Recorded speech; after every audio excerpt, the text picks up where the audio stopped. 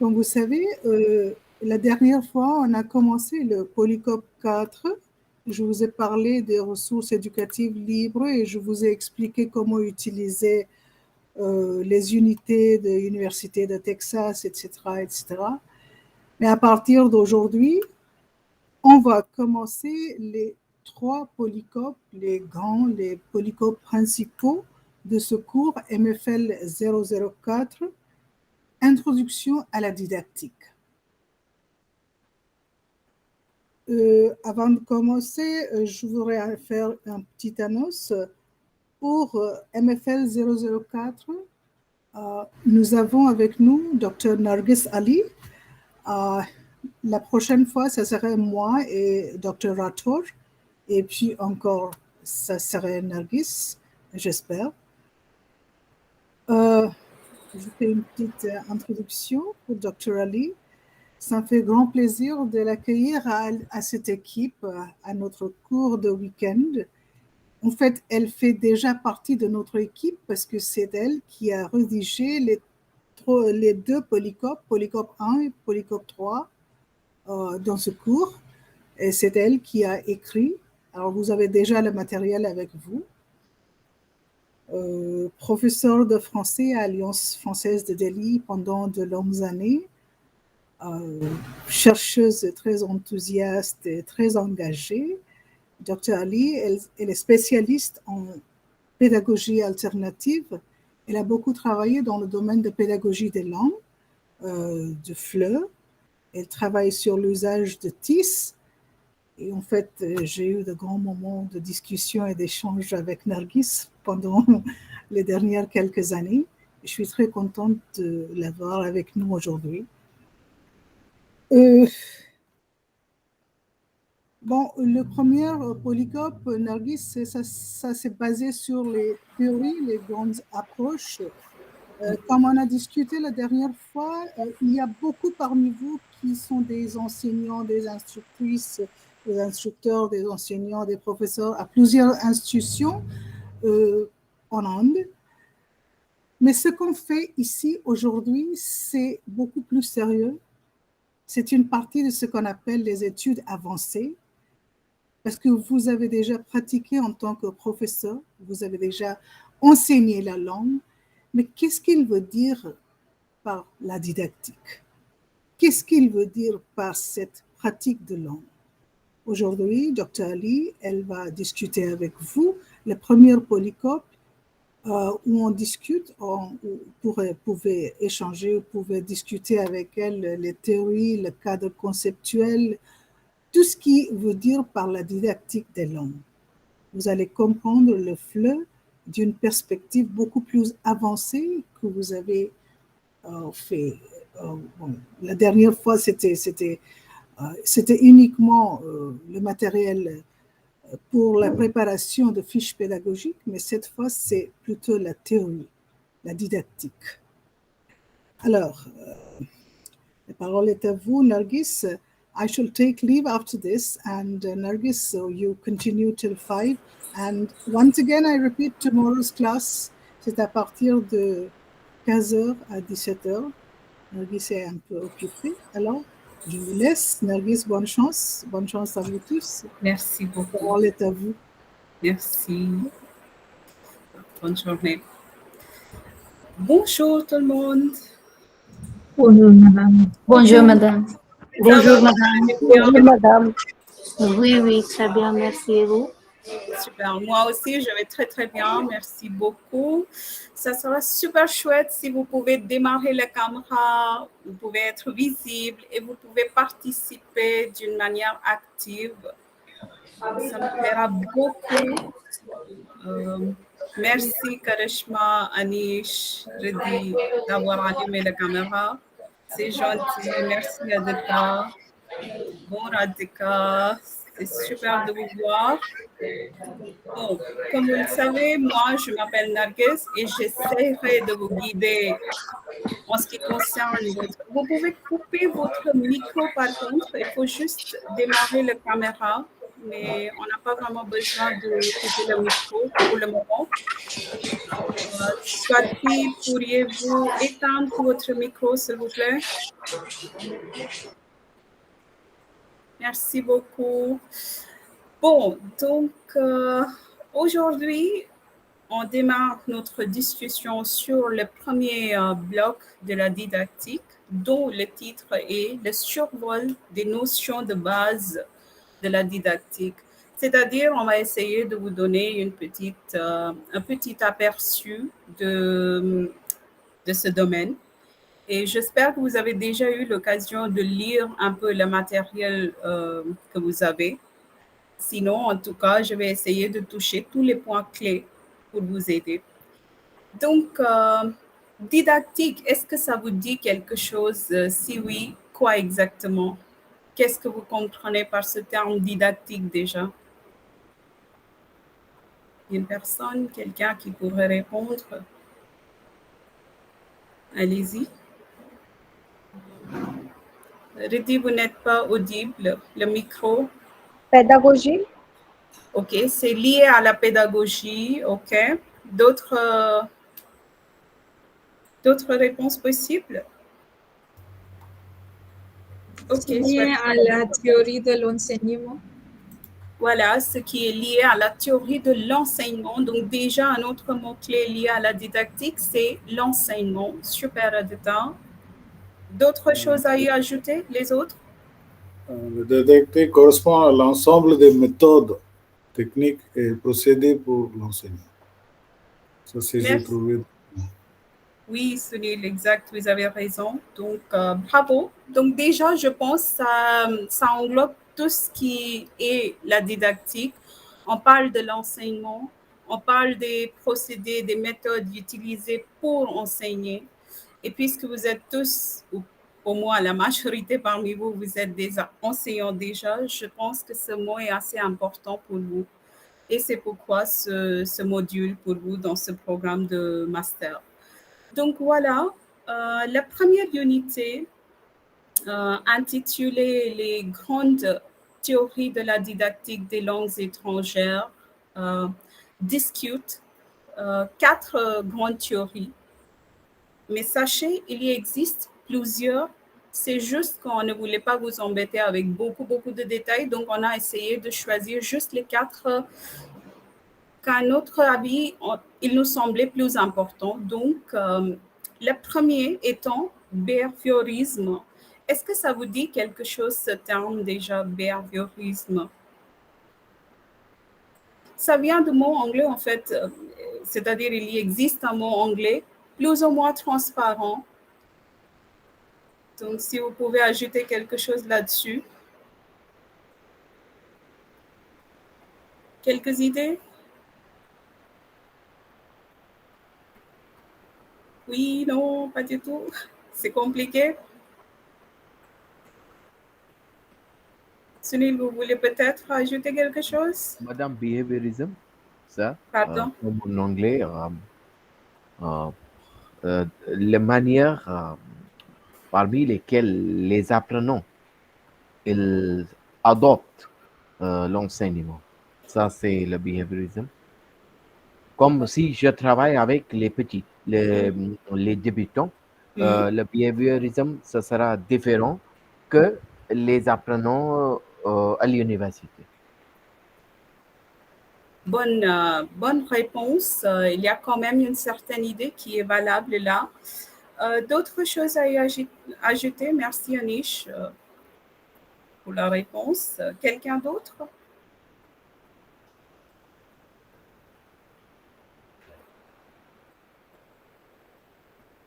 Ben, OK. En ce qui concerne le behaviorisme, il y a 2 choses à garder à l'esprit. On parle d'un stimuli et d'une réponse, c'est-à-dire on pose une question et vous répondez. Ça, c'est la première chose. Et deuxième chose, il y a le renforcement. Positif ou négatif, ça dépend du professeur et de classe. Mais chaque fois quand il y a une réponse, en général, l'enseignant donne un renforcement. Et petit à petit, l'apprenant comprend, OK, c'est comme ça que je dois répondre. Et il commence à répéter, à apprendre, etc. si ça vous est clair, pourriez-vous me donner un exemple concret de votre classe peut-être ou votre parcours d'apprentissage de la langue française, si vous avez utilisé cette technique pour apprendre quelque chose en particulier?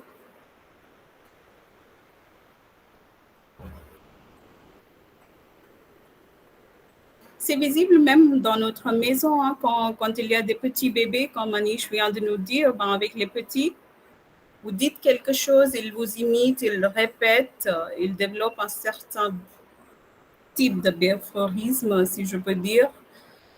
Donc, quelque chose qui vous vient à l'esprit concernant l'apprentissage de la langue française? Un exemple peut-être de votre vécu? Est-ce que je peux essayer? Oui, vas-y. Bonjour. Bonjour. Oui, les enfants ou les petits, ils imitent le professeur. Donc, comme ils essayent de faire comme ça ce que je fais. Si je dis bonjour, chaque fois quand j'entre la classe, il dit bonjour. Et, quand il me voit dans le couloir ou ça. C'est l'exemple de behaviorisme, je pense. Exactement. Donc ici, vous êtes le stimulus et la réponse c'est bonjour. Chaque fois quand ils vous voient, ben, ils disent bonjour. Voilà, exactement. Et puis peut-être la première fois quand ils font ça ou ils ont fait ça, vous avez applaudi. Donc, ils ont bien compris, OK, quand je vois madame, je dois dire bonjour et c'est quelque chose de positif. Est-ce que c'est clair? Oui. Avez-vous des doutes ou ça va? C'est bon? Bon, ça c'est la base de behaviorisme. Il y a, comme chaque autre chose, il y a quelques avantages et quelques limitations de chaque théorie. Donc, selon vous, quels sont les avantages de behaviorisme, à votre avis? Toujours quand on enseigne les petits, madame, on utilise beaucoup d'émotions. Et toujours beaucoup d'émotions. On parle des émotions. Exactement. Et les enfants, petits enfants comprennent par des émotions. Ils utilisent les émotions du prof ou bien des parents. C'est pour cela qu'on dit comment on parle avec les enfants, ça c'est très important parce qu'ils miment ce qu'on fait. Et par ça, on peut manipuler leur caractère et puis on peut définir comment on doit parler aux autres. Behaviorisme, c'est exactement comme avec les émotions, c'est pas avec les pensées. Petit à petit, ils apprennent d'apprendre par la tête, mais d'abord, ils commencent avec le cœur. Ok, ben, émotion ou plutôt les répétitions, parce que il y a cette je vois, j'observe, je répète. C'est assez mécanique dans ce sens-là. Et quand même, c'est un bon essai, Sunil. Une autre réponse, si possible, quelqu'un d'autre? Madame, j'avais Oui, levé Anish, la main. vas-y. Madame, on peut faire certaines modifications et on peut bien apprendre nos apprenants. Et grâce à certaines modifications, on peut améliorer l'enseignement parce que l'objectif, ils doivent apprendre. Ça, c'est l'objectif. Absolument. Et grâce à behaviorisme, dans la didactique, on peut changer nos techniques. Dépend sur leur âge, leur niveau, comme leur état, par exemple, on a d'autres. Si je parle ici, je peux ajouter quelques mots d'hindi aussi, mais d'autres états, je peux ajouter les mots de leur langue maternelle pour m'aider. Ouais. Donc, tu parles de leur bagage de connaissances au lieu de toi-même décider tout. Ça, c'est Leur encore... besoin. on peut comprendre leurs besoins. Ok, déjà je pense à ce stade-là parce que behaviorisme, c'était vraiment la toute première théorie. Donc, je me demande si à ce stade-là, déjà, les enseignants avaient cette conscience ou non. Mais on va vérifier. Une autre personne? Peut-être on peut poser la question quels sont les mots qui sont les mêmes en anglais ou en français. Et parce que là, il y a beaucoup de mots comme taxi, métro, station. Il connaît beaucoup de mots. Ils connaissent beaucoup de mots, exactement. Mais quand on essaye d'observer ce qu'ils savent déjà, est-ce que ça fait partie du behaviorisme ou d'une autre théorie? Je pense que ça vous sera plus clair quand on avance. Pour le moment, gardez à l'esprit, quand on dit behaviorisme, certains avantages sont type, on n'a qu'un objectif. Quand on entre dans la classe, par exemple, je vais enseigner aujourd'hui le verbe être. Donc, j'ai un objectif très clair. Je dis, les apprenants répètent, je les félicite, c'est terminé. Et c'est pourquoi les résultats aussi sont assez clairs. C'est-à-dire, si un apprenant est capable de dire la conjugaison d'une manière correcte ou non, c'est très facile à évaluer leur progrès dans ce sens-là. Sachez aussi que à ce stade-là, en fait, Anish, là, je pense, il faut garder à l'esprit, l'enseignant décide les objectifs. On prend en compte vraiment les apprenants, leur vécu, etc. J'ai mes doutes par rapport à ça. Mais c'est vrai que cela a une application réelle dans la vie. C'est-à-dire tout ce que, si mon objectif est de faire le verbe être ou le verbe avoir ou dire comment saluer le professeur, il a une utilisation dans la vie réelle, ça c'est sûr. Mais c'est répétitif et je peux évaluer très facilement mes apprenants s'ils ont vraiment appris ça ou ils n'ont pas vraiment capté ce que j'étais en train de dire. Par contre, comme j'ai dit, chaque théorie a des points positifs, il y a aussi des points négatifs.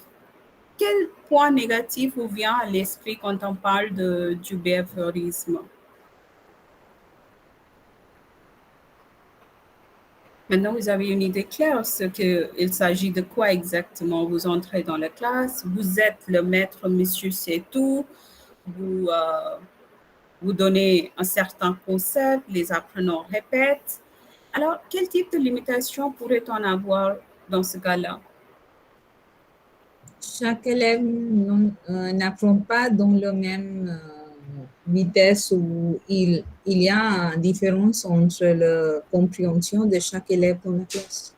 Absolument. Déjà, un groupe de 30 étudiants, un groupe de 20 étudiants, on ne peut pas avoir le même niveau d'apprentissage, le même niveau de participation de chaque apprenant. Et sa capacité d'apprendre ou de saisir des concepts aussi pourrait varier. Donc, si je me dis aujourd'hui, je vais faire être, tous les apprenants vont apprendre ce verbe et voilà, c'est fini, c'est quand même un peu exagéré et ce n'est pas trop juste en ce qui concerne tous les apprenants. Ok, très bien, Adita. Est-ce qu'il y a une autre limitation qui vous vient à l'esprit?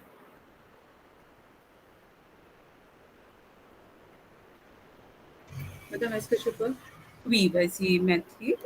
Il y a beaucoup de dépendance ici, je crois.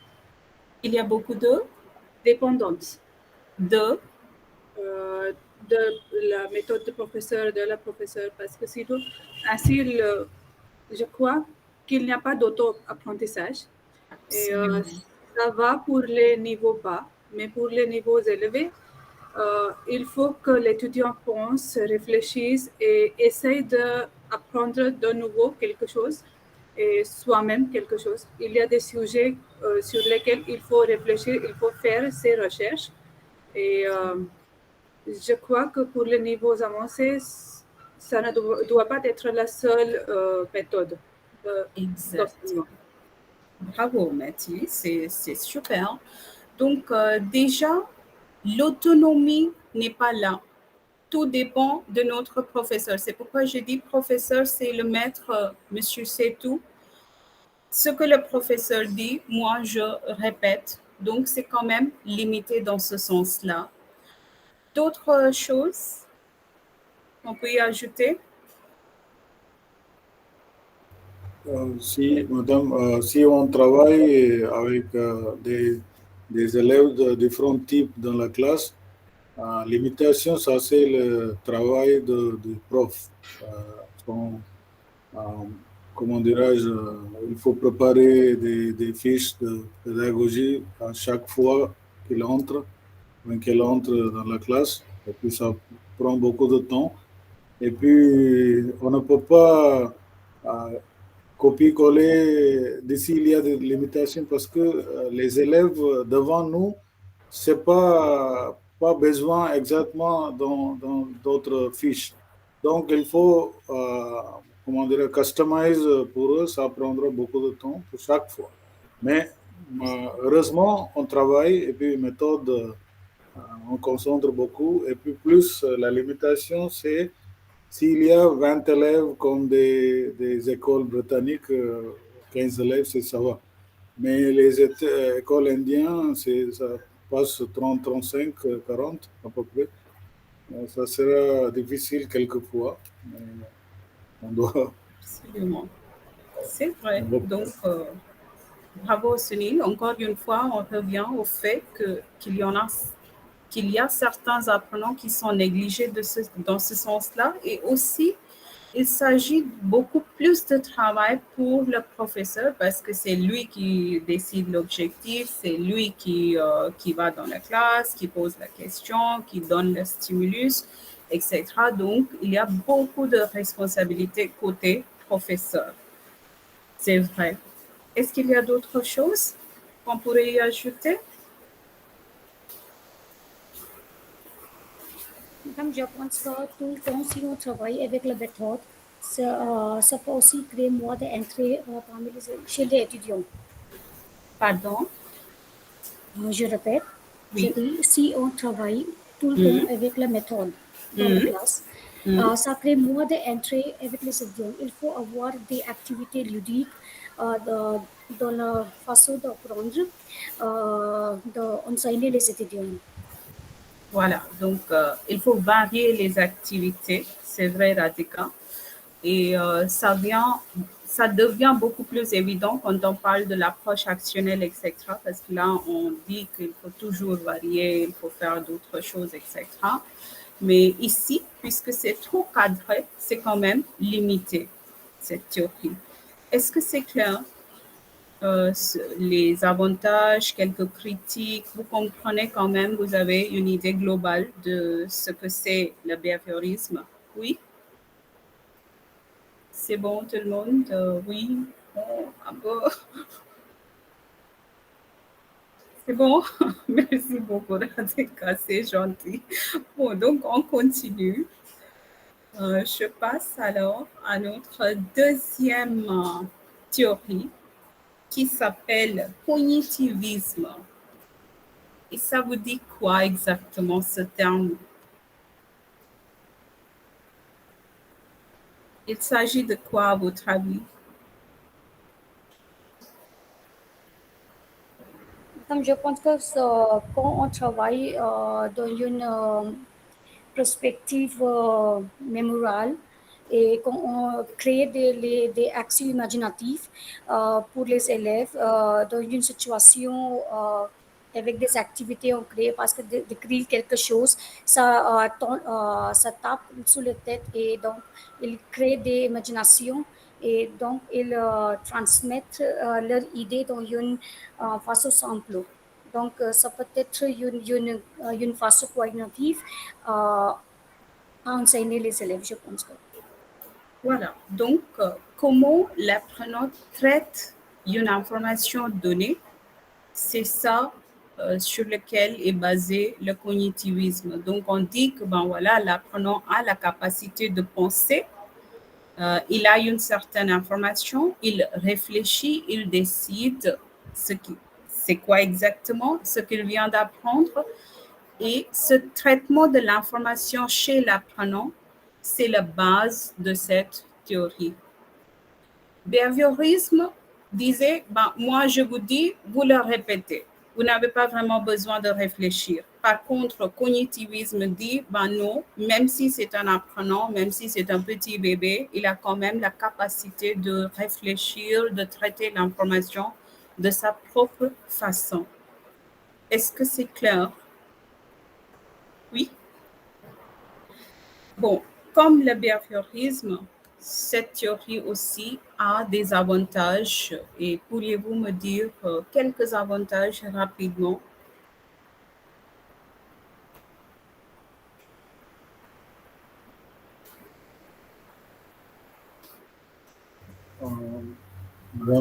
On concentre ici, cognitif, ça renforcé par la tête, le concept. On apprend, on renforce la confiance. Les idées, les professeurs essayent de donner plusieurs exemples pour que les élèves comprennent à sa façon, qu'ils comprennent avec l'évidence ou bien avec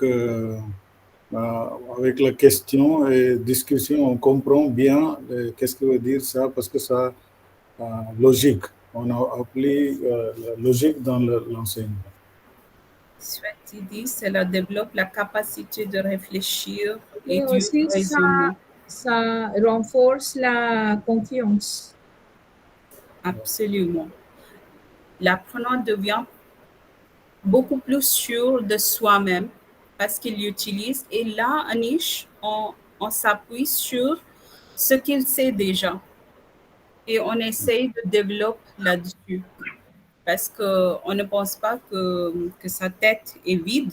On dit c'est un être humain qui est capable de réfléchir. Donc, il a déjà un bagage de connaissances. Et maintenant, on essaye de développer là-dessus.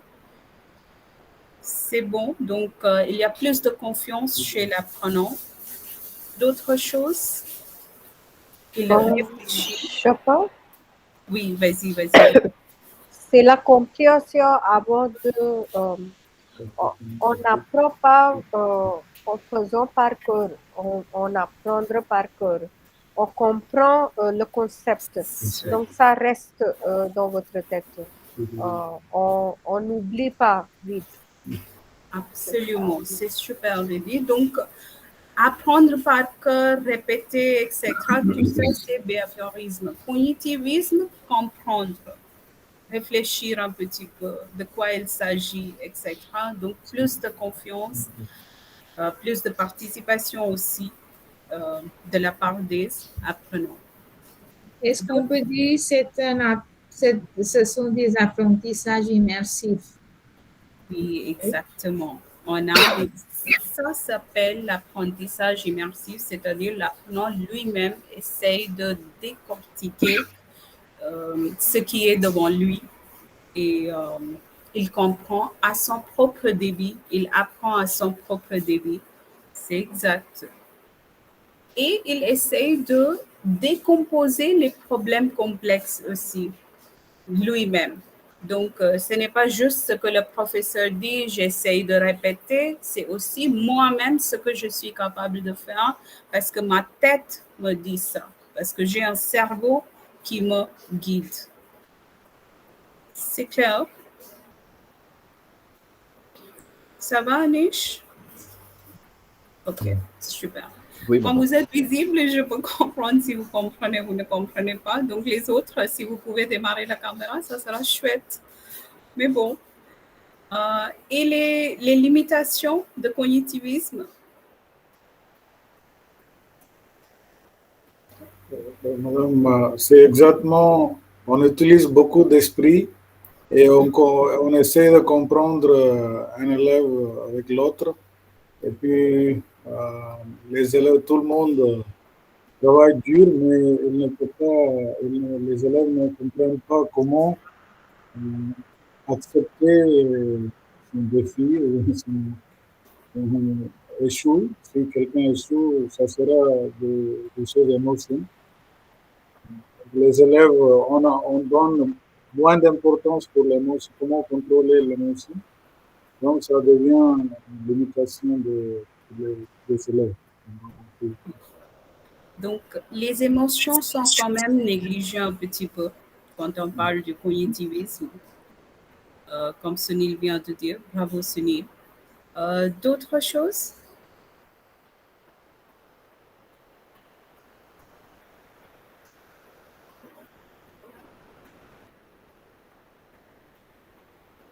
Y a-t-il d'autres points? Madame, est-ce que je peux? Oui, vas-y, maîtrise. Dans un cas où l'étudiant n'a pas assez de compétences, il n'a pas assez de capacités, je crois que ici le cognitivisme ne marche pas. Ici, le behaviorisme, c'est plus important, non? C'est plus nécessaire, pas important, nécessaire. Ça pourrait être, c'est vrai. Et c'est pourquoi maintenant on dit qu'il faut avoir une stratégie éclectique où vous essayez de mélanger tout. Parce que chaque étudiant ne peut pas apprendre juste par le biais du behaviorisme ou juste par le biais du cognitivisme. Il faut avoir un mélange et il faut décider selon les compétences de l'apprenant. C'est vrai. Et puisque tu viens de dire ça, je vais développer là-dessus. Des fois, quand l'apprenant n'est pas peut-être capable de saisir ce qu'on veut qu'il saisisse, il peut donner des résultats erronés, il peut donner des réponses erronées. Et à ce moment-là, qu'est-ce qu'il faut faire? Aujourd'hui, on dit même il faut valoriser les erreurs. On ne peut pas tout simplement dire tu es stupide, tu comprends rien. Ça ne se dit pas. Il faut valoriser, de confirmer l'efficacité de cette approche. Ok, Adita dit il est difficile de confirmer son efficacité. Peut-être Adita, mais croyez-moi, chaque théorie a un rôle très important dans l'enseignement. On ne peut pas dire que cette théorie ou l'autre théorie n'a que des limitations parce que dans le progrès, dans l'évolution des méthodologies, ils ont joué quand même, ces théories, elles ont joué quand même un rôle assez important. Donc, voilà, les limitations sont claires aussi. C'est bon. On continue alors. Troisième théorie dans notre liste. Merci beaucoup pour ce thumbs up. Ça m'indique que vous êtes là avec moi et je ne parle pas à moi-même. Donc, merci.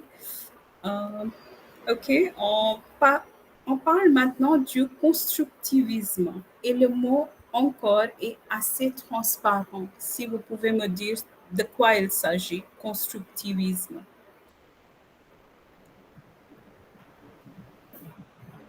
C'est l'apprenant construit selon ses connaissances. OK. Oui. L'apprenant construit. Okay. Basé sur ses connaissances, il construit les faits. Oui. D'accord, Adita, merci. Donc déjà, elle a capté le mot construire, c'est bien ça. D'autres choses qu'on peut y ajouter? Les apprenants sont très actifs ici. Il n'y a pas de facile. Raza, tu peux parler un peu plus fort, s'il te plaît? Les apprenants sont...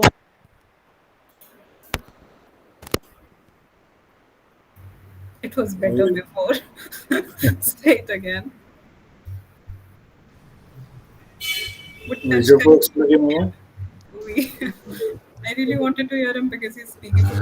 Raza, if you can remove the earphone, probably it will help. Si tu peux enlever les écouteurs, ça va peut-être aider. Oui, je pense que les apprenants sont très actifs ici. Oui, beaucoup plus actifs que quand on a parlé du behaviorisme. Exactement. Super, Raza, c'est ça. Oui, Sunil?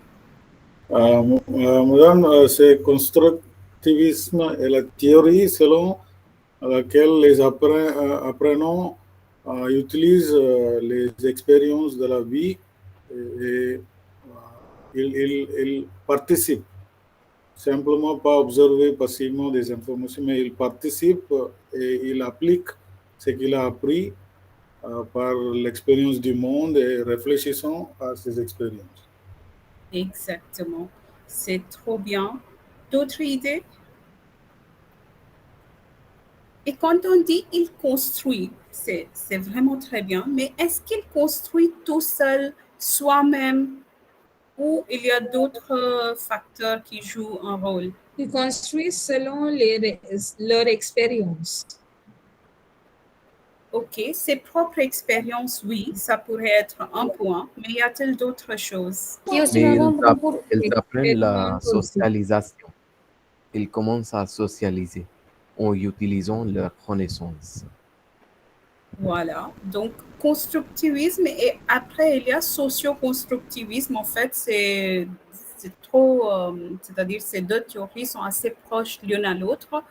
Donc, comme Anish a évoqué le mot socio, ben, la société joue un rôle aussi très important dans l'apprentissage. Radhika voulait y ajouter quelque chose. Radhika, vas-y. Oui, madame, je voulais dire la même chose qu'Anish a déjà parlé. C'est là, interagir avec quelqu'un, ça évoque votre compétence actuelle. Donc, en ayant beaucoup d'interactions avec les autres, les étudiants peuvent travailler sur leurs compétences plus mieux que l'individu, je pense. Exactement. Mathilde, tu voulais ajouter aussi quelque chose? Madame, en fait, je voulais demander quelque chose. Est-ce que vous pouvez donner un exemple du constructivisme? Oui. Ok.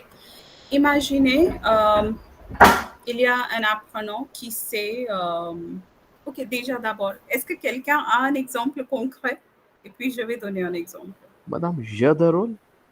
Oui, vas-y, Anish. Jeu de rôle, c'est deux Jeu de rôle. Ok, tu peux élaborer un peu? Deux apprenants, par exemple, je suis indien et je rencontre un étranger. Lui, il est français et je sais les salutations françaises. Et je commence à parler avec lui en saluant. C'est juste les salutations et tout ça. Ça, c'est Oui. l'exemple. Madame, constructivisme, c'est toujours les élèves apprennent par les collaborations, les activités qu'on utilise à la classe toujours par les profs. Par exemple, si vous venez avec un jeu et on apprend avec la collaboration, l'un l'autre enseigne et puis on résume ce qu'il a fait, ça c'est aussi un classique exemple de constructivisme parce qu'ils apprennent par collaborer avec l'autre. Exactement. Donc, il y a cet aspect de collaborer, Mathilde, et je pense Anish a bien donné un exemple de jeu de rôle. Donc, imaginez vous donnez une situation à deux apprenants. Un apprenant est capable d'utiliser les salutations, mais il ne sait pas trop bien quel acte de parole il faut utiliser. Mais sa camarade ou son camarade, il est capable de gérer même les actes de parole. Donc, en discutant, en collaborant, à la fin, il serait capable de vous donner quand même un dialogue qui est assez clair, qui est selon la consigne donnée au départ. Et si vous avez lu le matériel, on parle aussi, quand on parle de constructivisme, autre plus savant. Je ne sais pas si vous avez fait attention à ce terme ou non. Donc, autre plus savant, cela veut dire quand on interagit avec les autres, parce qu'on a dit, ben, on va interagir avec les autres, c'est possible que l'autre, cette autre personne, a plus de connaissances et peut-être un peu plus doué, a plus de compétences et il peut nous aider. Ça pourrait être votre camarade, ça pourrait être un enseignant, etc. Est-ce que c'est clair, Mathilde, Oui, cet exemple? Mais est-ce que J'ai une question. Oui, allez-y, l'une après l'autre. Et puis, oui, vas-y, Mathilde, d'abord toi. Oui, mais je comprends ce que vous avez dit, merci Souni.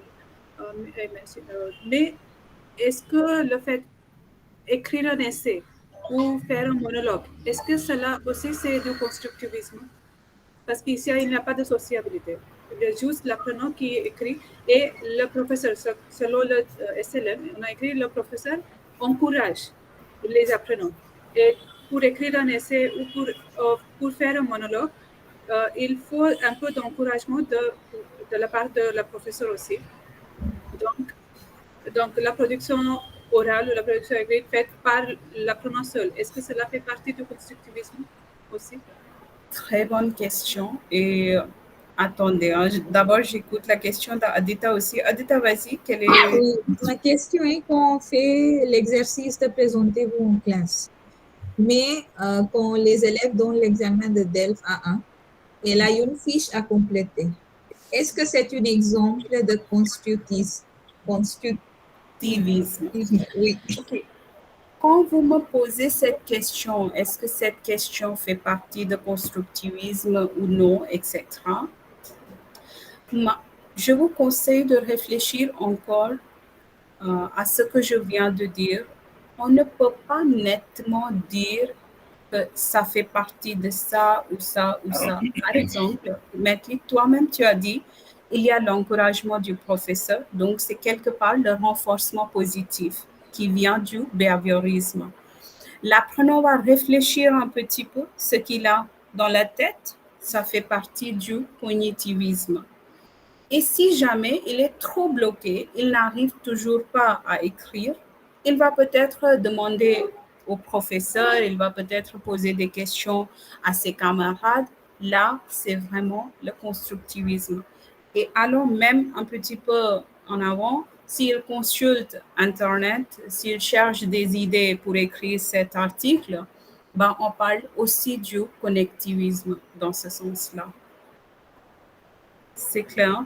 Donc, remplir une fiche, si c'est une tâche et l'apprenant utilise sa capacité de réfléchir, ben, qu'est-ce que tu penses, Adita? Ça fait partie de quoi? À toi la question. C'est plutôt cognitif. Oui, c'est plutôt ça parce qu'il a des connaissances. C'est pas. Et là, il le fait tout seul. Il ne va pas demander au professeur, Madame, qu'est-ce que je dois écrire ici? Oui. Ça va? Donc, c'est plutôt ses propres connaissances. Il y réfléchit, il répond. C'est bon? Désolée, mais je peux ajouter, ou c'est une question ici, Oui, la constructivisme,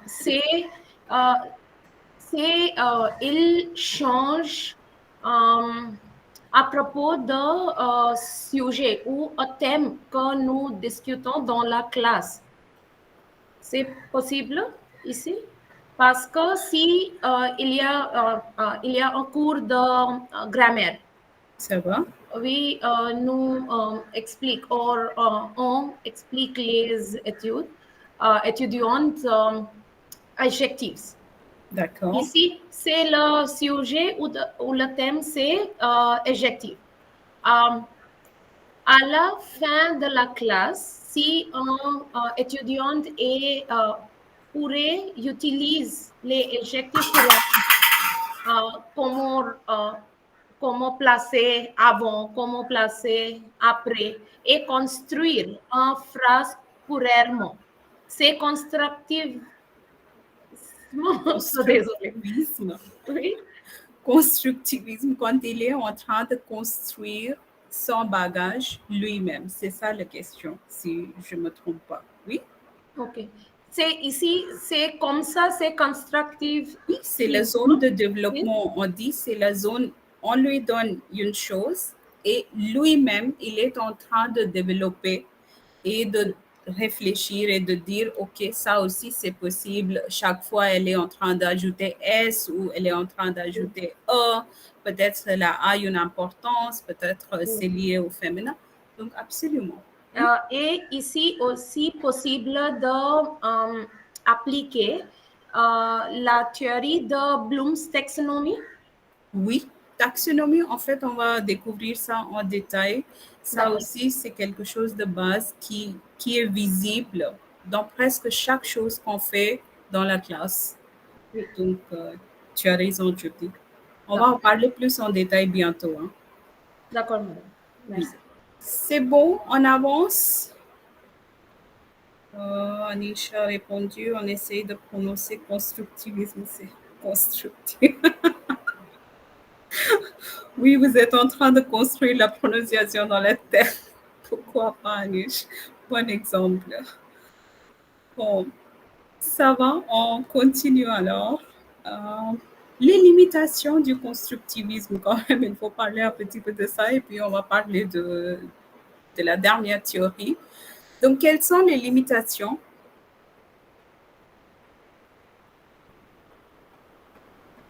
Madame, selon moi, cette théorie prend plus de temps que les autres théories. Ouais. Absolument, et plus de patience de la part de l'enseignant. On ne peut pas dire, bah, moi j'ai dit ça, vous répétez, c'est fini, quoi. Je vous donne quelque chose, je vous laisse du temps à y réfléchir, à prendre du temps, à y répondre, etc. Donc, plus de patience. Je ne sais pas si c'est la limite ou l'avantage, mais oui, c'est vrai. D'autres choses?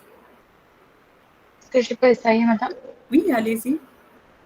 Il y a un aspect culturel de l'enfant quand il a son bagage et il pense à un certain type de solution pour le projet ou le problème qu'on a donné. Exactement. Donc, c'est un avantage ou une limitation? C'est une limitation, je pense, parce que quand il construit par lui-même et il pense comme ça. Maintenant, on a l'Internet, on peut chercher. Mais si on n'a pas l'Internet, on reste sur nos idées. Et en fait, là, j'aimerais ajouter la question, qui décide ce qu'il réfléchit, c'est correct ou pas? C'est-à-dire, Oui. aujourd'hui, la pédagogie avancée dit chaque pensée a une certaine valeur. Donc, on ne peut pas dire parce que c'est un enfant qui a 5 ans, il pose une question, c'est une question bête. Ou peut-être parce que c'est une personne indienne ou il vient d'une telle ou telle région ou de telle ou telle origine, ses pensées n'ont pas de valeur. Donc, ça, c'est quelque chose qui peut peut-être avoir un autre On débat. peut discuter. On peut discuter. Exactement. D'accord. Donc, voilà. Est-ce qu'il y a d'autres choses à y ajouter ou on avance? Madame, si avant de donner quelques activités, les professeurs doivent bien penser quels sont les critères. Ça, c'est pour standardiser les activités. Sinon, si par exemple, si vous travaillez avec les gens homonymes, par exemple, si vous travaillez à Delhi, il y a la plupart des gens de Delhi, ça veut dire parlent hindi maximum. Si c'est Mumbai, ce sera de homonyme, le groupe. Mais si vous travaillez à l'étranger, il y a des différentes nationalités. Donc, toujours le défi pour le professeur, c'est de standardiser des activités. Sinon, chacun pense que cette activité est difficile. Si on pense les Indiens et font des activités, peut-être les gens des Afghanistan, les élèves d'Afghanistan ou d'autres nationalités pensent que c'est difficile. Donc, les professeurs doivent bien chercher, par exemple. Ça, c'est une très limitation pour les profs et défi aussi. Donc, encore plus de travail pour nous, parce qu'il faut y réfléchir bien en avance que chaque apprenant a un vécu différent, vient d'une origine différente et peut-être il ou elle a des compétences différentes. Mais c'est pour ça, aujourd'hui, on parle aussi de pédagogie différenciée. Je ne sais pas si vous avez entendu ce terme ou non, mais... on est au courant. Oui, vas-y Sunil, est-ce que tu peux élaborer un petit peu, c'est quoi la pédagogie différenciée? Chaque fois, dès maintenant, d'objectifs. Si on commence l'activité, quand on écrit l'objectif de cette classe, on doit montrer les 3 niveaux. Par exemple, les HM, middle level, high level and low level. Toujours, il faut, même quand on écrit l'objectif, quand on propose une activité aussi, il faut demander plusieurs questions comme les élèves comprendre et mieux répondre et participent dans la classe. Par exemple, si on pose des questions, les élèves de niveau assez compétences assez moins, il faut pas poser des questions qui est difficile. Il faut poser des questions un peu faciles pour l'encourager et en même temps, il faut poser des questions très difficiles pour quelqu'un qui peut essayer. Si on pense, les élèves qui peuvent répondre toutes les questions, il faut décourager ces élèves et puis donner des questions assez difficiles pour eux. Comme ça, les élèves de capables peuvent bien penser avant de répondre et ils ne répondent pas à chaque question. Et puis, il faut dire aux élèves en avant, les questions qui sont très très faciles ne doivent pas répondre par les élèves qui sont capables. Comme ça, on peut, et puis les activités à la fin, en résumé, tout on peut montrer le succès. Voilà. Donc, encore une fois, le nom même indique, et je pense que Sunil l'a très bien expliqué, donc bravo Sunil. Donc, dans un groupe même, on a différents apprenants qui ont différentes compétences et il faut leur donner la possibilité d'avoir un apprentissage individualisé, différencié. Chaque personne a des capacités différentes, donc chaque personne, chaque apprenant doit avoir un enseignement différent. Il a donné un exemple très apte ici. Il dit, il faut changer la consigne selon le niveau des apprenants.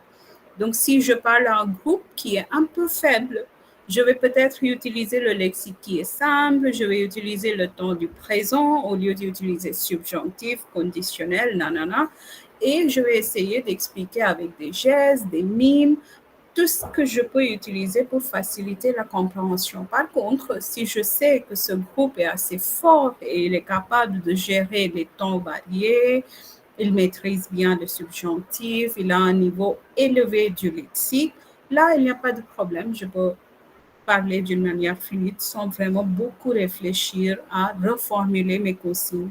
Donc ça, c'est la pédagogie différenciée. Et quand on dit chaque apprenant construit les connaissances à sa propre façon, je pense qu'il faut aussi penser à la pédagogie différenciée. Est-ce que c'est clair? Oui. Donc, la dernière, merci Jyoti. La dernière, c'est le connectivisme. Le nom indique assez bien de quoi il s'agit. Allez-y, si vous voulez développer un peu. Connectivisme, c'est quoi ça?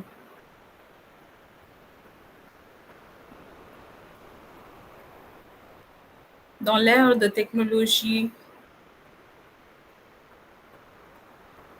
Oui, madame, quand je commençais à travailler, j'ai commencé par l'enseignement de la grammaire et je ne sais pas comment j'enseignais, maintenant je me rappelle mais après, petit à petit, moi j'ai essayé de la technologie. Maintenant, sans technologie, je ne peux pas imaginer comment je peux enseigner. Aussi, les élèves aussi sont très intéressés parce qu'ils peuvent bien connecter avec la technologie.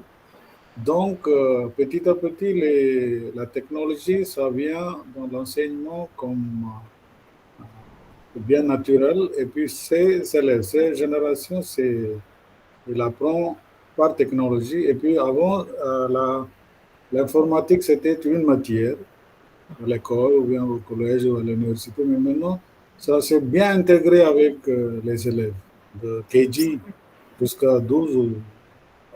On ne sait pas, la technique, s'il y a pendant la classe, si quelque chose ne marche pas, les élèves de 1, 2, 3 peuvent résoudre ce problème. Moi, j'étais choqué avant. Maintenant, on est capable de bien utiliser les technologies. Ça, c'est un très, très avantage pour un prof. Absolument. Donc, ça aide les apprenants ainsi que les professeurs.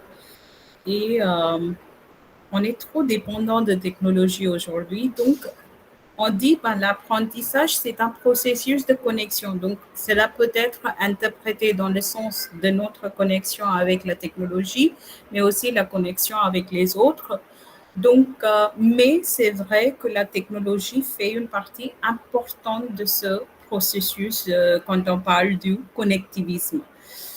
Et les aspects primordiaux ici sont encore la collaboration, la discussion et l'apprentissage hors de la classe. Donc, on n'est pas vraiment limité juste dans la classe. C'est pas juste un cours de 2 heures, c'est fini, c'est terminé, quoi. Même après la classe, vous avez la possibilité d'aller sur Google, d'utiliser IA, de chercher, de trouver et d'améliorer votre apprentissage. Est-ce que c'est clair? Oui. Alors, quels sont les avantages et quelles sont les limitations du connectivisme, à votre avis?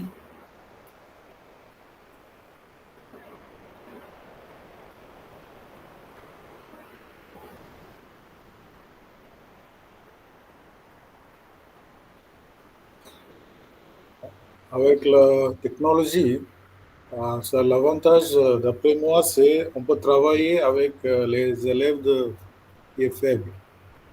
Parce que si on donne des cours et les élèves n'apprennent pas bien dans la classe ce concept, je peux essayer d'autres moyens, par exemple de live worksheet, il y a des activités. Comme il entre ce même concept par une autre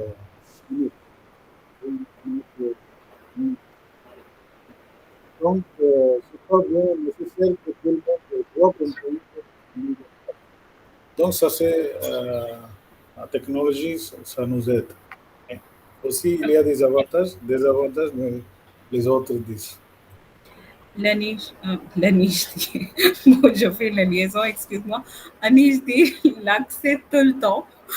Donc, oui. Donc, vous avez dit qu'ils peuvent chercher ou vérifier sur Google après son cours. Alors, lui, il a l'accès tout le temps et partout. Absolument. Et comme nous sommes de bons exemples de cette connectivisme. Parce que quelqu'un est au Kerala, quelqu'un qui est à Gujarat, mais on apprend. Et tout ça, si vous... Oui. Exactement. Et Sunil a dit, on a une plus grande variété de ressources disponibles juste avec un simple clic. Donc ça, c'est un grand avantage. Quelqu'un a écrit, il y a l'avantage d'être flexible. Est-ce que vous pouvez développer un peu dans quel sens là? Qui a écrit déjà? Adita a écrit flexibilité. Adita, comment? Parce qu'on n'utilise pas seulement, on n'est pas dépendant, on n'a pas dépendance sur le manuel. On a la flexibilité de chercher l'information de n'importe quelle ressource. Exactement. Donc, il y a la flexibilité aussi en termes des horaires. Hein. Avant, ce n'était pas vraiment possible d'avoir des cours très tard dans la nuit ou très tôt dans le matin, mais aujourd'hui, c'est bien possible. Si vous êtes d'accord, moi, je suis d'accord, on peut même faire un cours à 7 heures du mat. Donc, on a la flexibilité dans le sens du contenu et aussi les horaires, notre disponibilité, etc. Donc, tout ça, ce sont les grands avantages. Mais quelles sont les limites? Madame, limite, c'est l'addiction. L'addiction. L'addiction. On devient accro. On devient accro, Rudy, absolument. Donc, on les élèves cherchent, par exemple, s'ils travaillent pour 1 heure, peut-être ils ne finissent pas un travail de 5 minutes. Ils cherchent. Puis ils voient Insta et ils regardent un peu des shorts. Donc, oui. Trop pour leur santé aussi. Ça n'est pas ils ne voient pas seulement le sujet, ce qui est requis. C'est ça le problème. Absolument, Rudy. Donc, perdre du temps, des fois, et des fois, ça devient une addiction. On est trop accro à cette technologie. Il nous manque la socialisation et il y a le problème de concentration aussi, c'est vrai. comme Anisha dit. Y a-t-il d'autres choses? Je pense Si le Pardon? on ne fait pas des efforts, je pense. On devient un peu paresseux Oui, quelque part. oui, on ne fait pas des efforts d'essayer de faire lui-même. On juste, c'est facile de trouver la solution en ligne. Donc, en cliquant, on trouve tout. Donc, c'est C'est ça. Oui. c'est vrai. Donc, quelque part, ça nous rend un peu plus paresseux qu'avant. Adita, tu voulais ajouter quelque chose?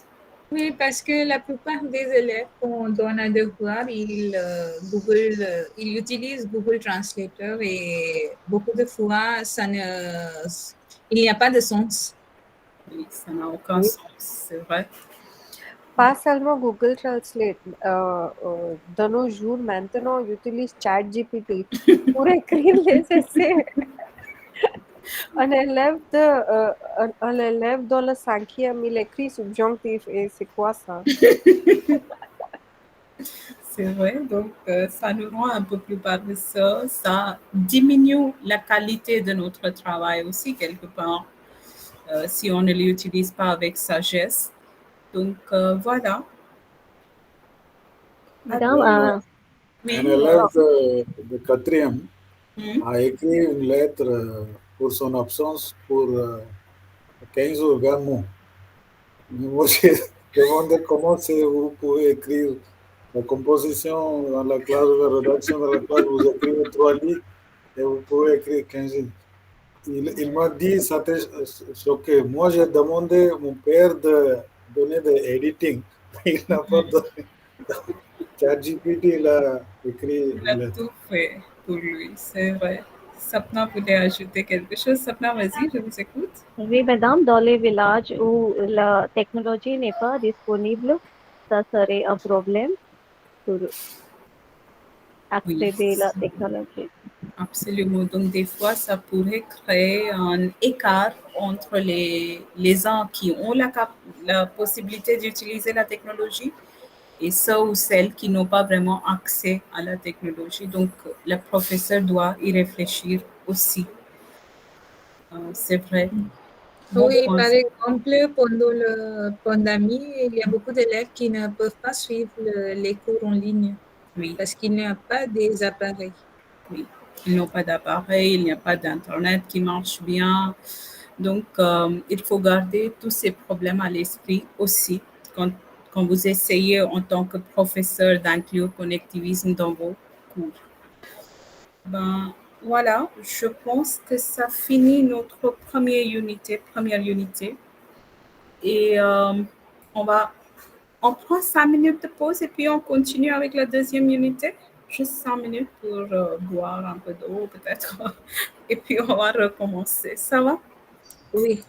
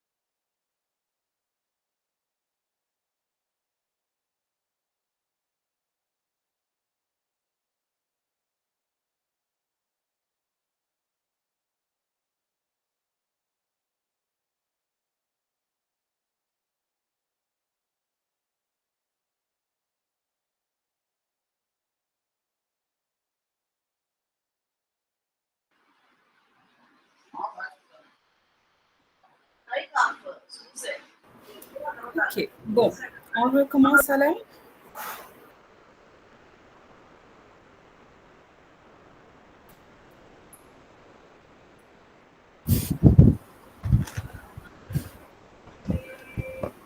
Donc, la deuxième unité intitulée Méthodologie et approche pédagogique principale parle de quelques méthodologies, parmi lesquelles la première est la méthode de traduction de la grammaire. Ça indique quoi ça? C'est quoi cette méthode? Madame, c'est la méthode directe. Quand nous traduisons le texte dans la langue, comme anglais, on essaie des élèves apprendre, on traduit le texte en anglais pour que les élèves comprennent. Ça, c'est la méthode directe ou la méthode de traduction traditionnelle. On dit grammaire traduction. Donc, quand on fait la traduction, c'est plutôt la méthode traditionnelle. Donc, on traduit des textes. Très bien. Quoi d'autre?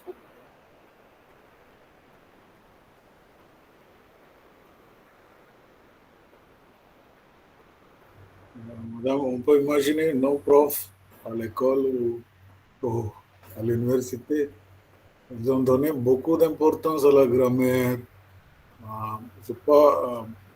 Plusieurs fois, moi, je n'ai pas bien compris qu'est-ce que ça veut dire, mais on a bien passé l'examen, ça aussi, c'est un miracle. Et puis, on a donné beaucoup d'importance à la traduction. Moi, j'ai fait des cours. Parfois, la plupart des profs parlaient en anglais. Et seulement à l'Alliance française, j'ai eu beaucoup de profs français. Et tradition, ça veut dire vraiment traditionnel. Et puis, on mélange avec les systèmes indiens aussi, ça c'était très, très lent. Maintenant, ça s'est tout changé et puis ça a tout devenu turbo speed après 2019. Après Corona, c'est... Beaucoup a changé. Chanchal va ajouter quelque chose. Vas-y, Chanchal.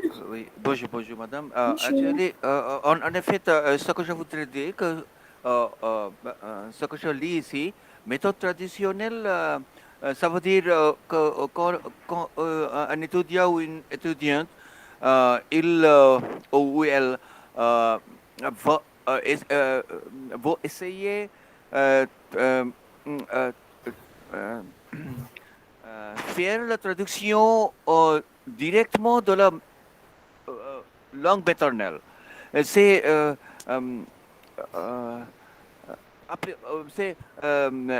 il ou elle essaye d'appliquer la langue de grammaire, de rôle de grammaire de langue maternelle pour la langue étrangère.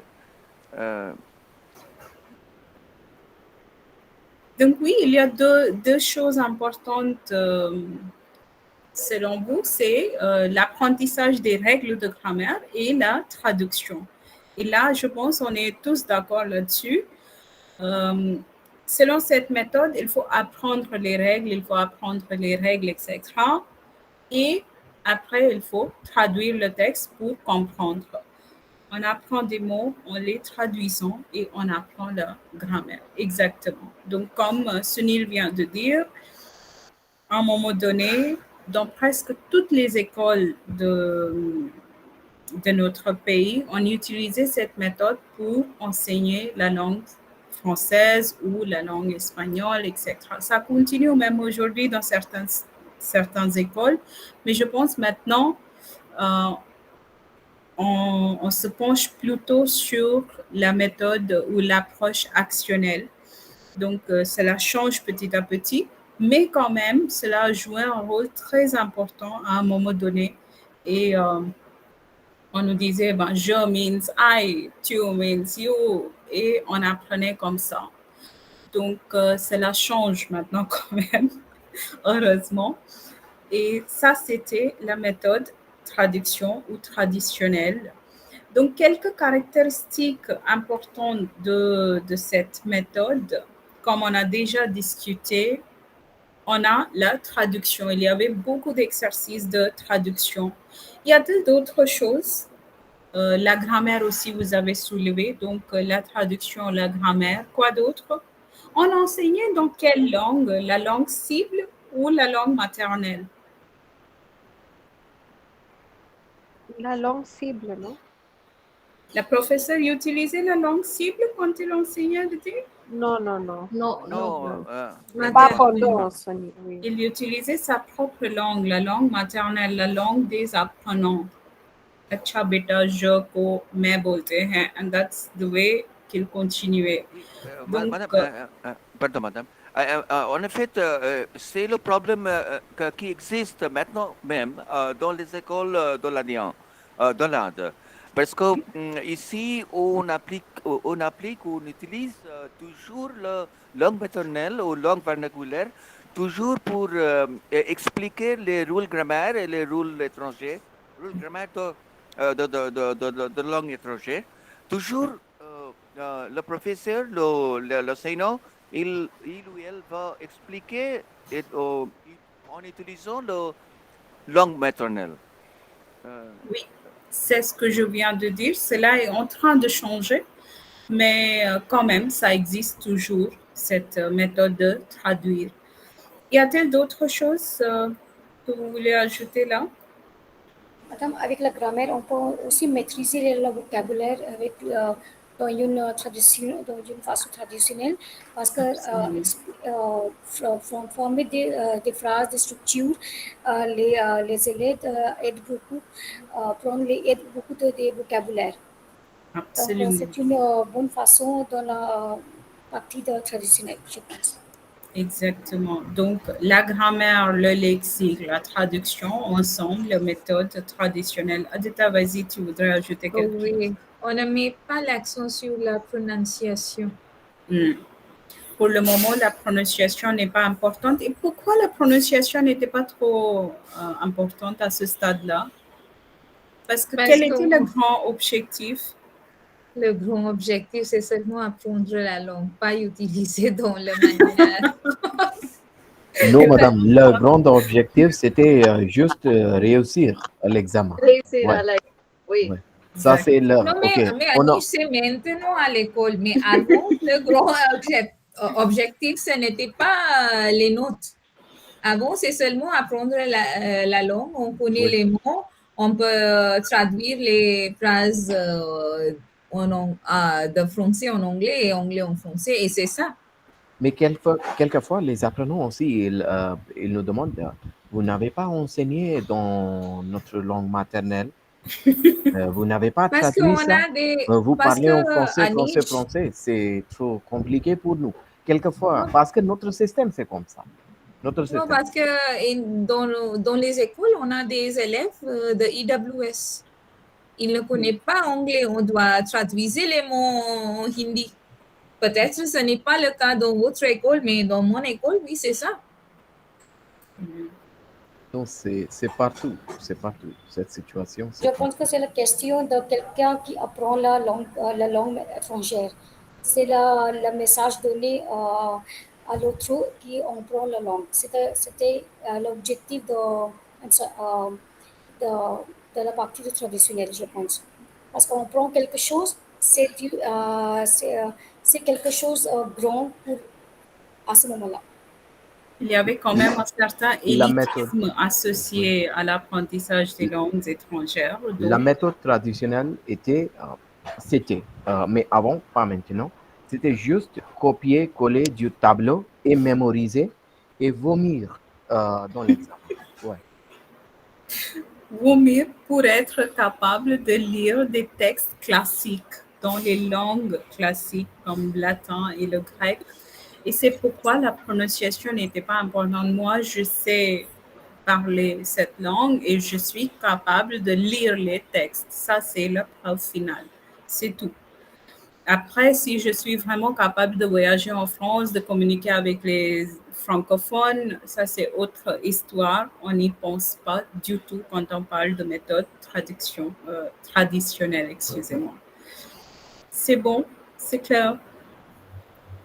Madame, pendant les méthodes, quand j'étais à l'école, les professeurs ont commencé, moi je me rappelle le présent, le futur, et le futur antérieur, le futur proche, passé simple et passé composé en même temps, peut-être dans 2 semaines. Et peut-être il doit finir le programme. Moi, je comprends maintenant, comme un prof, moi je comprends. Mais je ne peux pas bien compris maîtriser passé composé, imparfait, ça prendra ça c'est un niveau.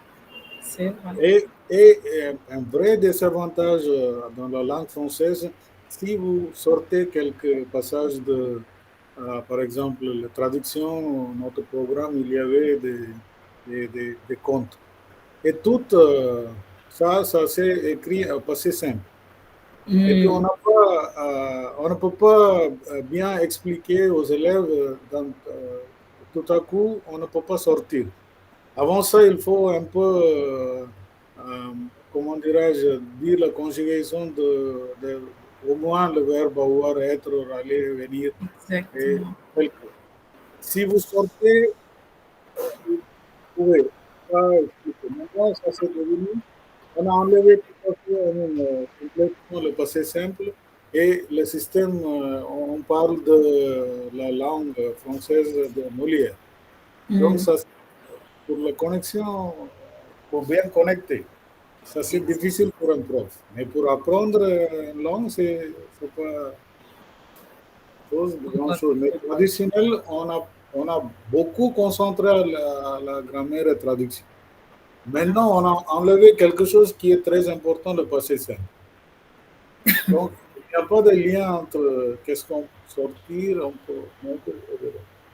C'est vrai, c'est vrai. Donc, voilà, c'est ce qui était la méthode traditionnelle. Et ensuite est venue la méthode directe que je pense, Sapna, tu as parlé de ça, Sapna est là, je ne sais pas. Bon, donc, c'est quoi la méthode directe? C'est quand une enseignant, un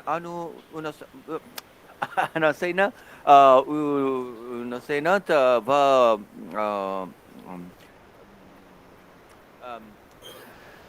quand une étudiante va savoir la langue étrangère directement de le professeur, de l'enseignant, sans le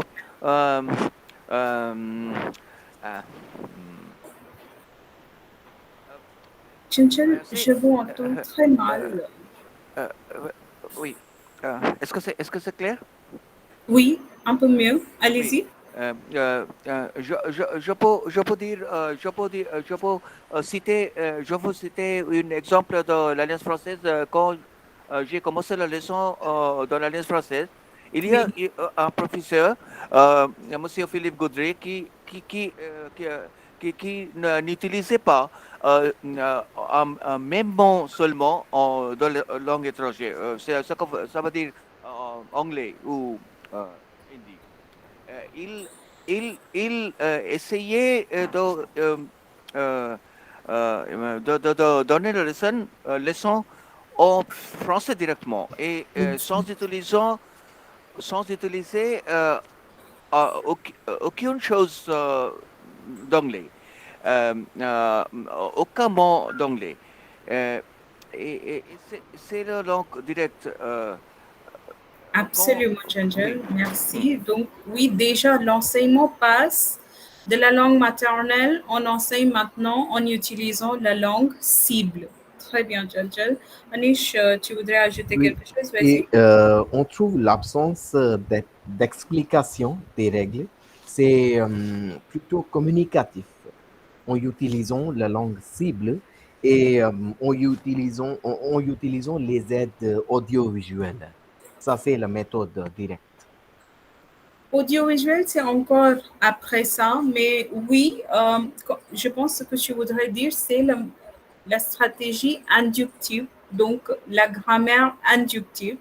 L'apprenant observe et puis lui-même, il essaye de déchiffrer de quoi il s'agit. Ça, c'était la façon d'enseigner. Et Kirti voudrait ajouter quelque chose. Kirti, vas-y. Oui. On peut parler des situations réelles. Et aujourd'hui, on a les G20 à New Delhi. Et on peut parler de nationalité et les personnes qui viennent d'autres pays. Et on peut expliquer les nationalités avec les photos de cette nationalité et enseigner le grammaire de nationalité, expliquer les règles comme ça. On peut utiliser les situations réelles. Ok, donc on montre et on enseigne. Donc, méthode directe, ça, c'est une main, par exemple. Qu'est-ce que c'est? C'est une main. Donc, c'est direct. J'utilise la langue française déjà. Je vous montre. J'utilise les gestes. Donc, ça, c'est la méthode directe. Oui, Chanchal, allez-y. Oui, madame. Maintenant, comme vous prenez la leçon en français directement, sans utiliser un mot d'anglais, mais ce n'est pas facile quand on va essayer de donner le cours dans notre école, dans l'Inde. Parce que les étudiants qui ne comprennent pas l'anglais, quand on prend la classe d'anglais, et si on essaie de donner le cours en anglais directement, et sans utiliser le mot vernaculaire, ils ne peuvent pas, les étudiants ne peuvent pas comprendre aucune chose. C'est un problème très grave. Les autres, vous êtes d'accord avec ce que Chanchal dit ou vous avez d'autres avis? Est-ce que vous pensez que c'est vraiment trop difficile et les apprenants ne comprennent rien de rien ou il y a quand même une possibilité d'utiliser cette méthode? C'est facile et c'est très intéressant. S'il y a beaucoup d'étudiants, je pense que c'est plus de 20, c'est peut-être pose un problème, mais pas pour un petit groupe qui veulent essayer d'apprendre le français. Ok. Anish? C'est la méthode plus pratique, très intéressante. Oui, on peut diviser le groupe. Oui, ça c'est la méthode plus pratique et très utile aussi. Et on peut le lier avec le monde réel. Par exemple, j'ai mémorisé 50 participes passés, mais je n'arrive pas à les utiliser. Alors, ça c'est le problème. Mais dans la méthode directe, je peux utiliser ce que j'ai appris et je peux appliquer et je peux gagner la confiance par la méthode directe et je peux parler avec quelqu'un et oui, je n'aurai pas de peur. Je n'aurai pas peur. Ok, donc Anish a un avis différent. Sunil, tu voudrais ajouter quelque chose? Oui, madame, mon conseil comme un prof, dans chaque classe, il y aura 5 ou 6 élèves qui est assez très très fort. Et puis pour Chanchal, moi je commence à travailler avec eux. S'il y a des choses, production orale, une classe, si vous avez 5 jours par semaine, ou bien 4, choisissez un jour pour production orale et choisissez commencer avec des élèves, quelqu'un qui peut bien parler. Donc, en échange, vous mettez 5 ou 6 élèves dans un groupe collaboratif et puis donner une activité, commencer par des images, les français. Direct, ça c'est très très bien si vous avez un topic, un sujet quelque chose comme la famille. Et vous n'enseignez pas chaque jour avec des écrits comme de production écrite. Les élèves n'adorent plus les... Donc, un jour, vous commencez avec la production écrite et l'autre jour, production, compréhension des orales, listening. Et vous essayez de parler.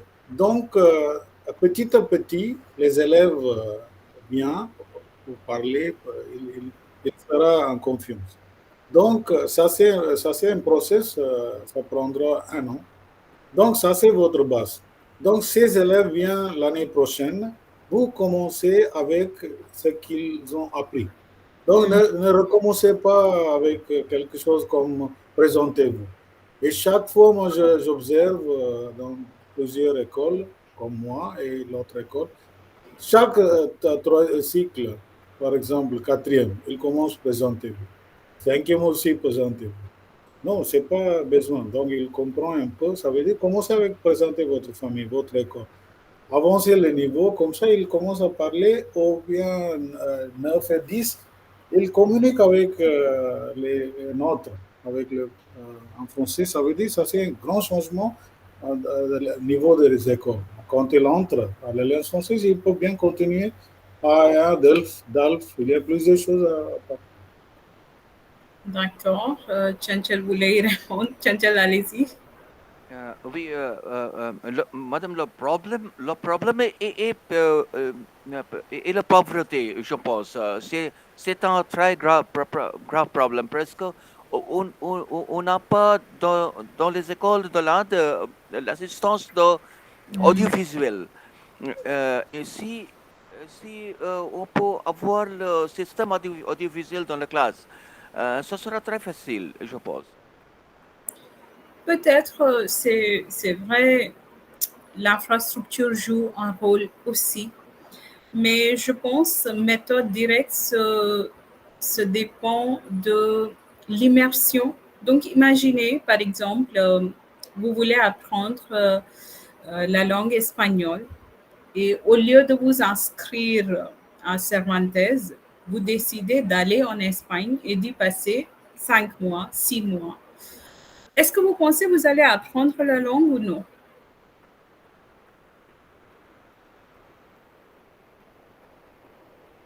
C'est possible, oui, même si vous n'étudiez pas.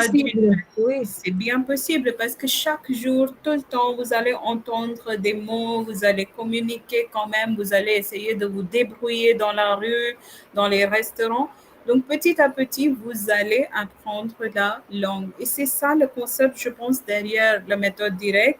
On va vous parler en français directement dès le premier jour et on est sûr, petit à petit, vous allez commencer à répondre, commencer à comprendre et à développer vos compétences linguistiques. Est-ce que c'est clair, la base de cette méthode? Oui, madame. Ok, super, merci. Oui, mais un problème existe que si on baigne dans la langue comme ça, si on habite dans quelques langues étrangères, donc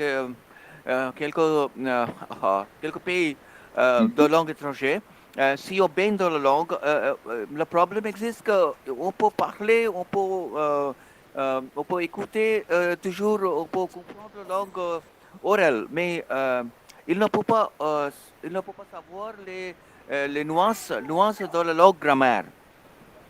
Je suis tout à fait d'accord avec vous, Chanchal, mais après, quand on dit la langue, on dit la communication, et la communication, c'est tout d'abord à l'oral. Ça se passe à l'oral d'abord, et puis vient l'écrit. Et aujourd'hui, je pense, à l'aide de GPT, à l'aide de Google, l'écrit n'est plus une difficulté majeure. Mais c'est vrai, vous avez raison, cette personne sera capable de vraiment de parler, de comprendre, mais peut-être il n'aura pas la compétence d'écrire. Mais après, on peut se demander, est-ce que c'est vraiment nécessaire?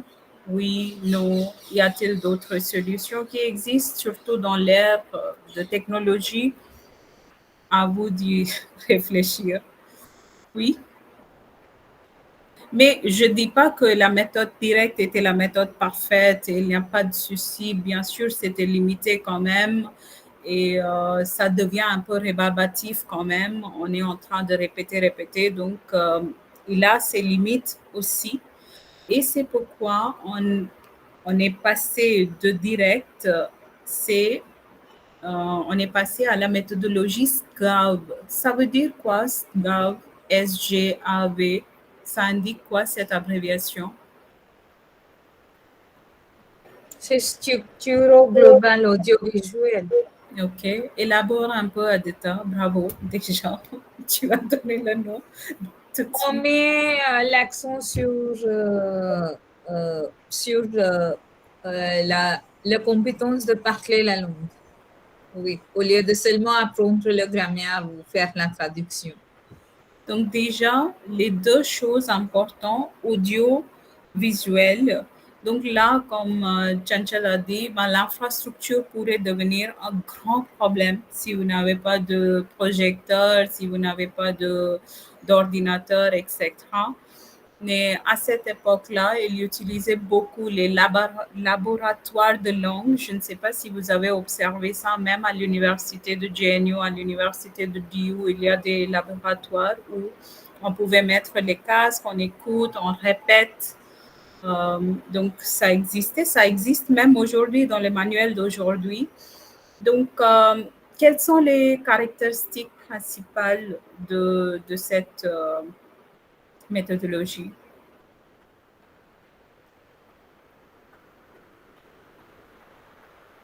Audiovisuel, ça vous dit quoi? C'est la vidéo et l'audio, le mélange de la vidéo et audio. Absolument. Et qu'est-ce qu'on faisait? Pourriez-vous imaginer? Oui, parce que dans quelques manuels, on a des exercices de l'écoute. On écoute le dialogue ou le texte et puis on donne les réponses. Peut-être c'est seulement vrai ou faux, ou on dit donne les mots ou on a écrit quelque chose. Ça dépend. Exactement, Adita. D'autres choses que vous avez remarquées peut-être dans des manuels d'aujourd'hui?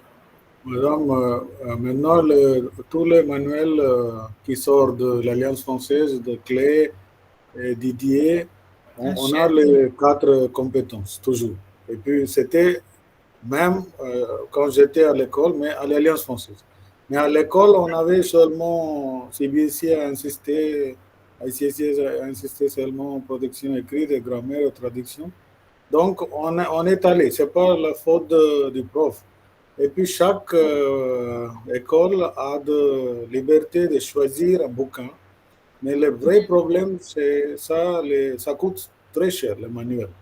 Donc, les manuels indiens profitent de cette occasion et ils sortent n'importe quel livre avec sans les 4 compétences comme listening, on dit LSRW, listening, speaking, reading. Il n'y a pas de possibilité de listening pour beaucoup d'années, jusqu'à ce que moi, je suis en train d'enseigner. Et puis maintenant, on a un peu ajouté listening. Et puis, il n'y a pas assez d'exercices pour production orale. Donc, c'est le prof qui doit intégrer les 4 compétences dans l'enseignement. Sinon, langue sera étranger pour nous toujours. Mais Sunil, on a des ressources en ligne comme TV5 Monde. On peut utiliser, on ne doit pas acheter les manuels. On peut faire les exercices et travailler sur les 4 compétences. Non, on a toujours ça, mais qu'est-ce que je veux dire? Les publications, la maison de publication en Inde, comme ça, s'il sort un livre à ses recherches, peut-être les profs d'ici, peut-être fait un projet, ça c'est mon rêve aussi, c'est la première fois, si on peut contribuer à faire une recherche et puis sort un livre, et puis donner comme un cadeau pour le IGNOU, ça sera une grande chose pour ça, et puis on peut accepter. Pourquoi pas? Ça sera trop cool. Hein? un manuel écrit par les Indiens, pour les Indiens, ayant les 4 compétences. C'est un je pense, très bon projet. Et revenons vers notre méthodologie. Donc, il y avait des exercices de drill and practice. Donc, encore la répétition jouait un rôle très important avec cette méthodologie. On regardait, on écoutait, et puis on répétait, répétait, répétait. Donc, est-ce que vous savez un peu pourquoi cette méthodologie a été introduite? Il y avait un contexte très spécifique de son évolution.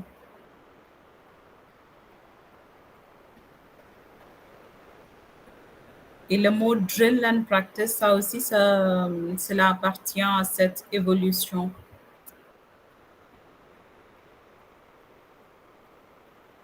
Pendant la Deuxième Guerre mondiale, La théorie de Pavlov, madame? Pavlov, ça c'est encore, on va vers behaviorisme. Ici, on parle de, moi, je parle de la Deuxième Guerre mondiale, pendant laquelle les Américains, les soldats américains avaient besoin d'apprendre d'autres langues étrangères, mais ils n'avaient pas beaucoup de temps. Donc, ils ont décidé, OK, pour communiquer dans certaines situations, on a besoin que certains mots, certains mots. Anish, tu voudrais y ajouter? Verbal et non-verbal, les images. Oui. Anish, tu voulais ajouter quelque chose? Oui, madame, je pense que drill et practice, ça c'était plutôt répétitif. Exactement. Vous avez été donné une tâche puisque vous n'avez pas obtenu votre but.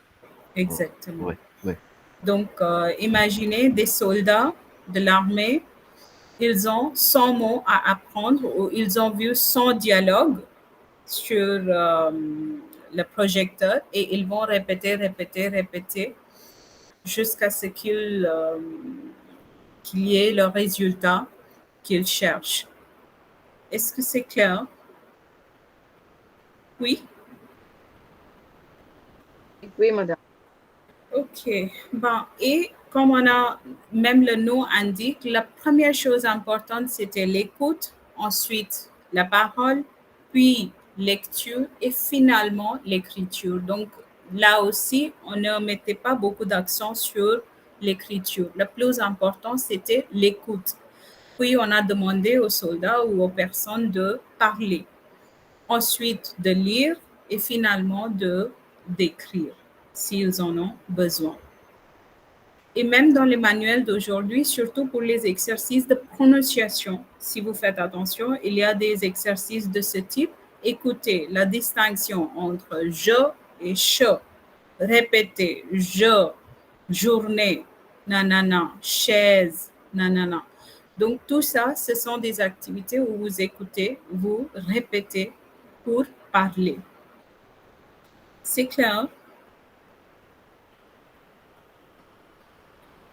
Merci Sunil. Donc, on passe à une autre approche communicative qui a vraiment changé beaucoup de choses dans le domaine de l'enseignement.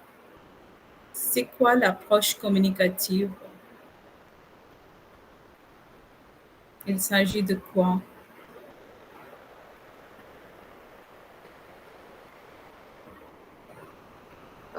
Je peux, madame? Oui, vas-y, Kirti. C'est l'approche de questions et la réponse.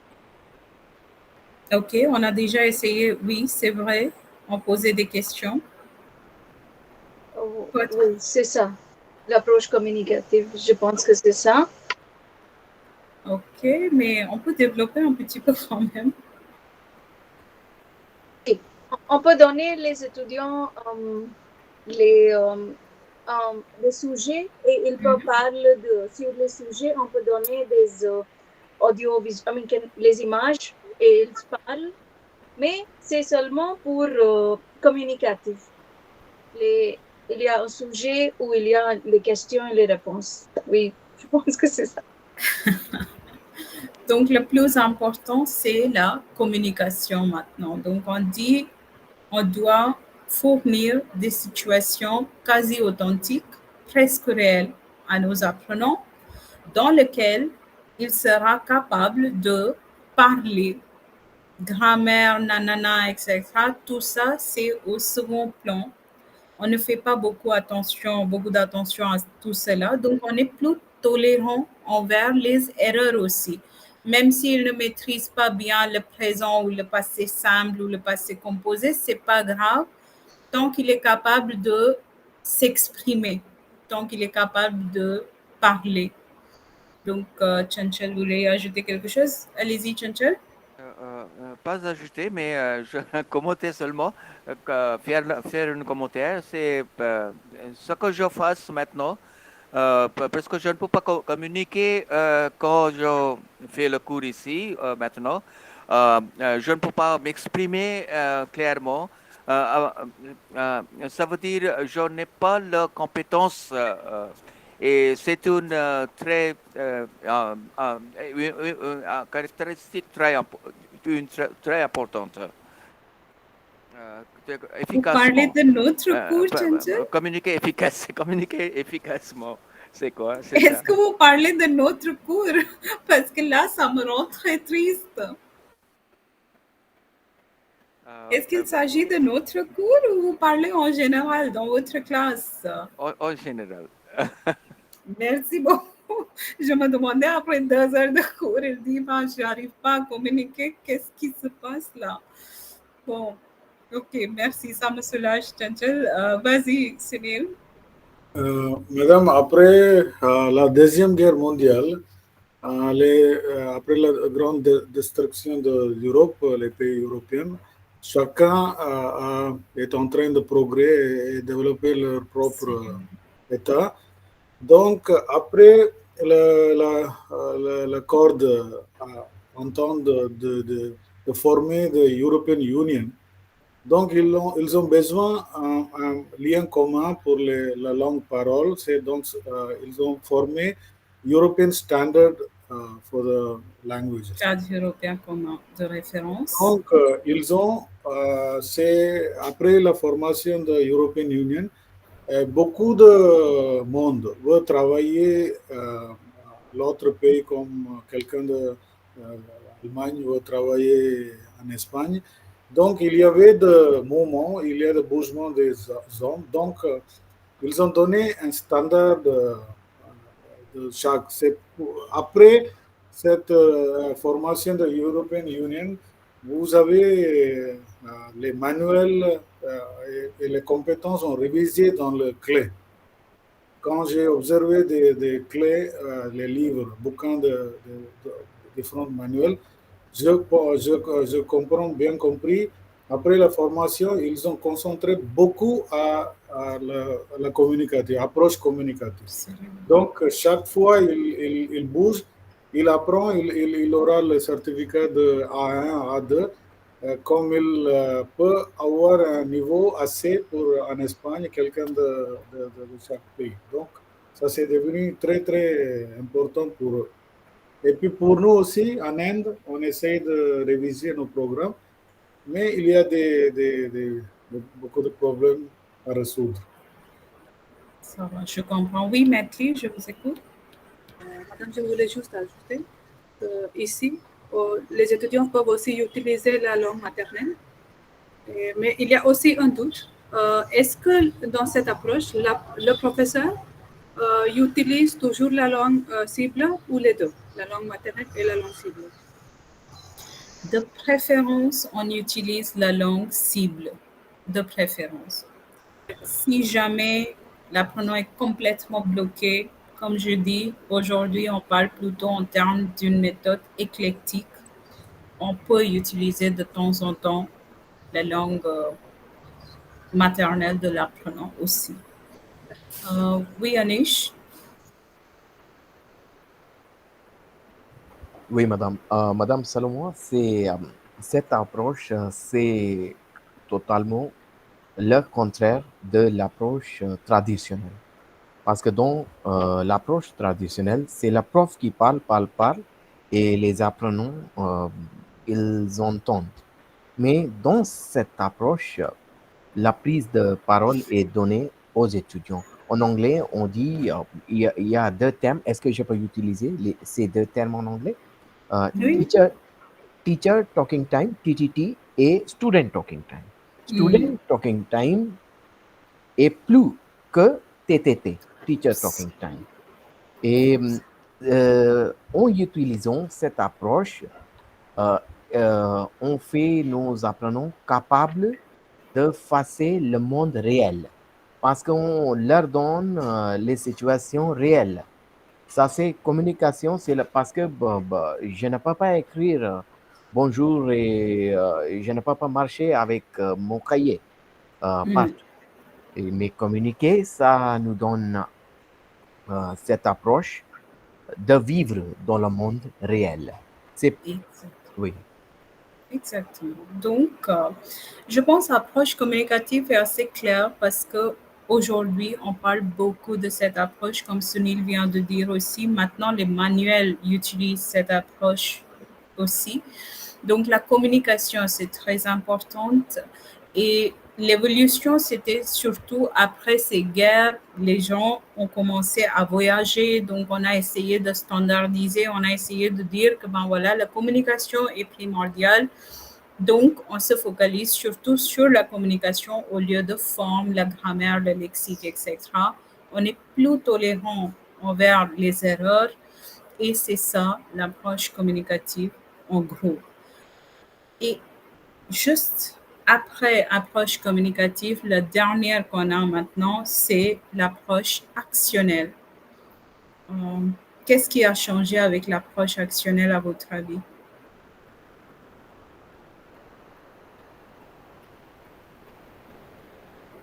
Déjà, le mot actionnel, ça indique quoi?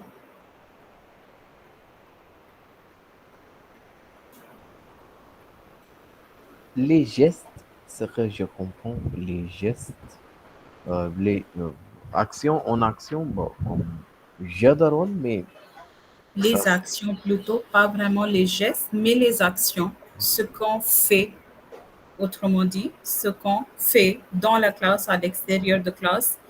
Donc, l'action est très importante. L'actionnel, c'est on peut oui, mesurer. C'est l'amélioration de la compétence, ce que je veux comprendre.